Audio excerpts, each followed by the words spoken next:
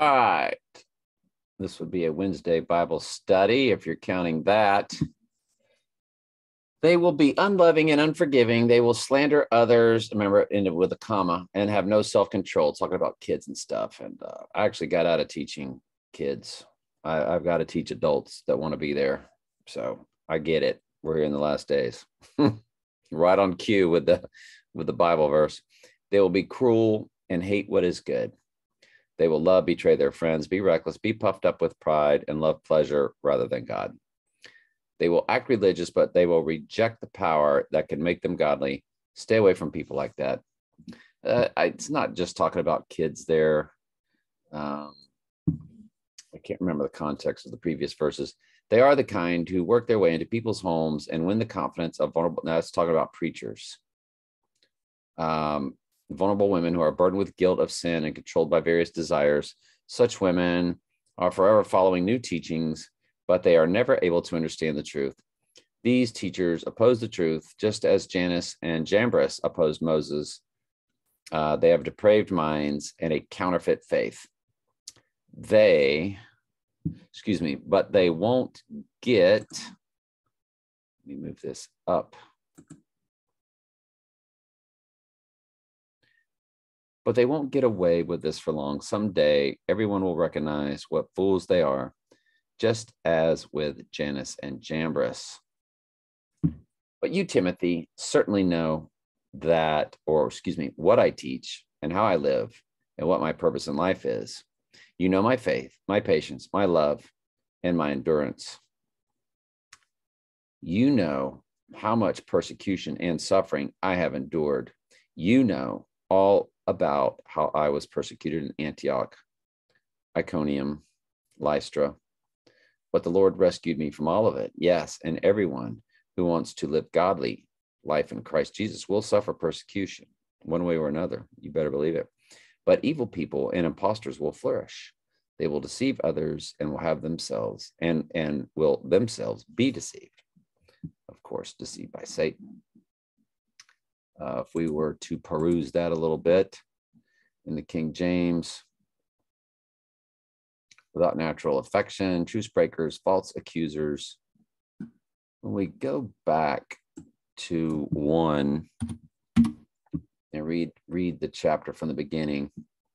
In the last days, perilous times shall come, for men shall be, it's talking about all men, not just kids. It did speak of children in one line in the previous chapter, I guess. No, it's right here. For all men shall be lovers of their own selves, covetous, boasters, proud, blasphemers, disobedient to parents. That was the children. Or adults who have their parents. Unthankful, unholy, without natural affection, truce breakers, false accusers, so on and so forth. Traitors, heady, high-minded, lovers of pleasure. Looks like everything in the New Living was pretty much right on time.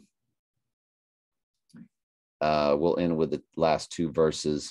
Yea, and all that will live godly in Christ Jesus shall suffer persecution, but evil men and seducers shall wax worse and worse, deceiving and being deceived. Let's move on to Daniel. And when he have taken, that's king of the south, have taken away the multitude, his heart shall be lifted up, and he shall cast down the many 10,000s, but he shall not be strengthened by it. For the king of the north shall return and shall set forth a multitude greater than the former, and shall certainly come after certain years with a great army and with much riches. And in those times there shall be many stand up against the king of the south. Also the robbers of thy people shall exalt themselves to establish the vision, but they shall fall. So the king of the north shall come and cast up a mount and take the most fenced cities, and the arms of the south shall not withstand, neither his chosen people, neither shall there be any strength to withstand. But he that cometh against him shall do according to his own will, and shall none stand before him, and he shall stand in the glorious land by which his hand shall be consumed.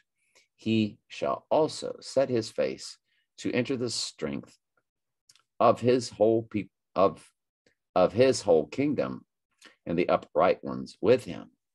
Thus shall he do, and he shall give him the daughter of the woman. Notice how it changes colors. King of the north, king of the south. South is in blue. And he shall give him a daughter of women, corrupting her, as she shall not stand on his side, neither be for him. After this shall he return his face to the isles, and shall take many. But the prince, for his own behalf, shall cause the reproach offered by him to cease without his own reproach. He shall cause it to turn upon him. Notice there, I don't even know what color to make it. If we move to Daniel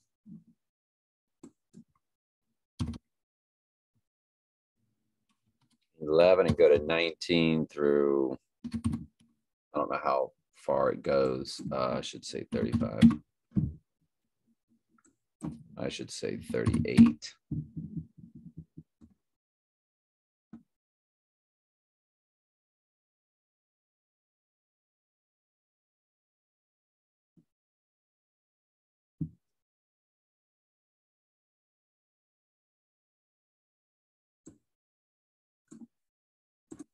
Put that in red.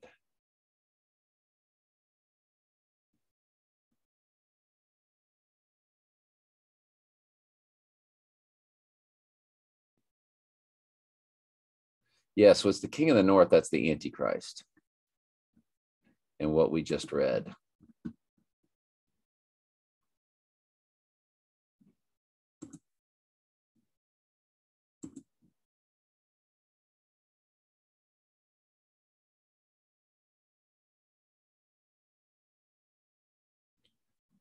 It's interesting where it says neither his chosen people, the Jews, because those are the ones who will believe he's standing in the temple, because the temple is a holy place to them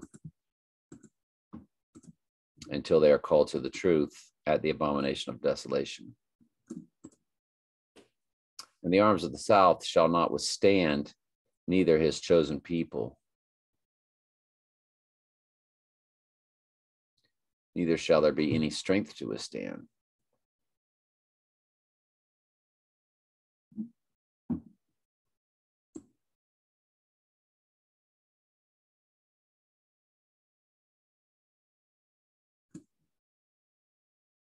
It's very confusing. I don't know if I follow these pronouns properly the whole way through. Anyway, love you very much. Ask questions anytime. That's what I'm here for.